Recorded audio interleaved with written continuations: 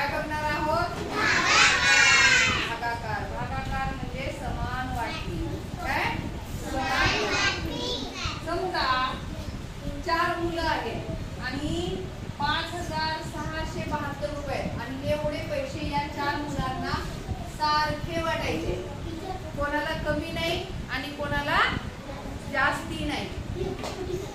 आलं का लक्षात? काय करायचं मग? या 4 या 5,672 ला भागायचं. भागायचं म्हणजे काय करायचं? बोल.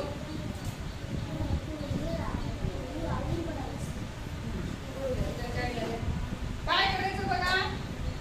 4 चा पाडा एक एक संख्येला भाग घालायचा. मग सुद्धा लक्ष दे. हे झालं गणित. आता फक्त आपल्याला या 5चाच विचार करायचा.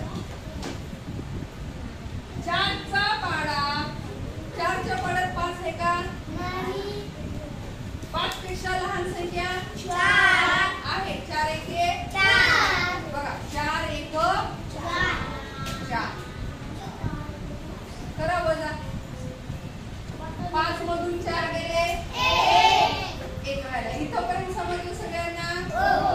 सर्वांना समजलं का?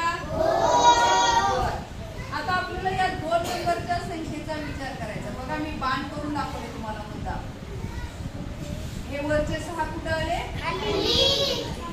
आपण स्टेप बाय स्टेप चाललो. कोण बोलते रे बडबड?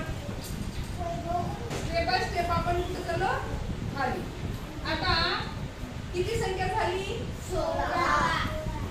16. 4 च्या पाड्यात 16 आहे का बघा? म्हणा. 4 एक 4. 4 दोन्ही 8. 4 त्रिक 12. 4 चूक 16. 4 चूक 16. भाग कितीचा बसला? 4 चूक. चूक म्हणजे 4. 4 चूक 16. बघा याची वजाबाकी करा. 1 मधून 1 गेले 0. 6 मधून 6 गेले 0. आता हे वरचे 7 काय करायचे? खाली खाली आण. बघा आता 4 चा पाड्यात 7 आहे का? आहे का?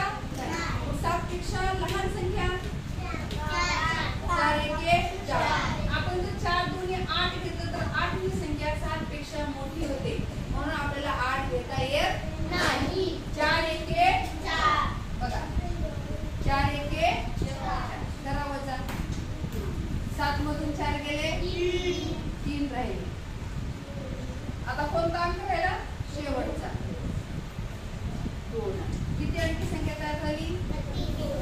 32 संख्या झाली आणि 2 अंकी झाली. मग 4 च्या पाड्यात 32 आहे का बघा?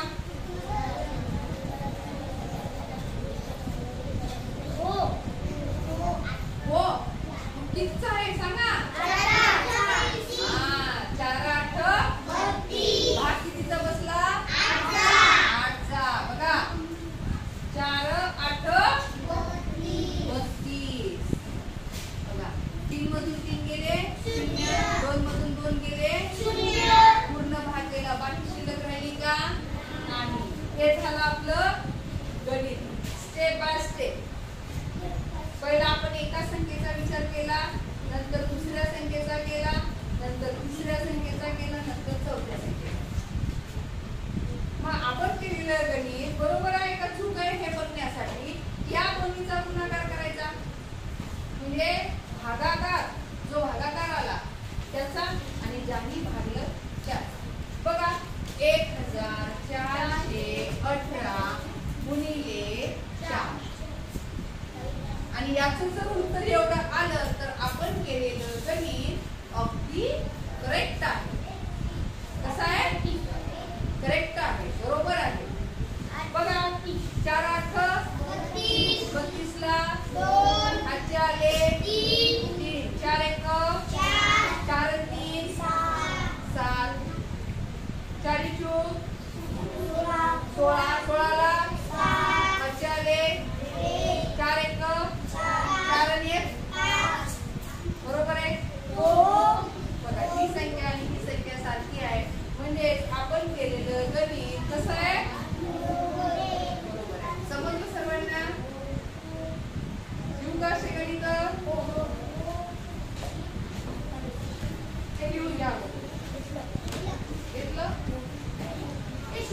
लांब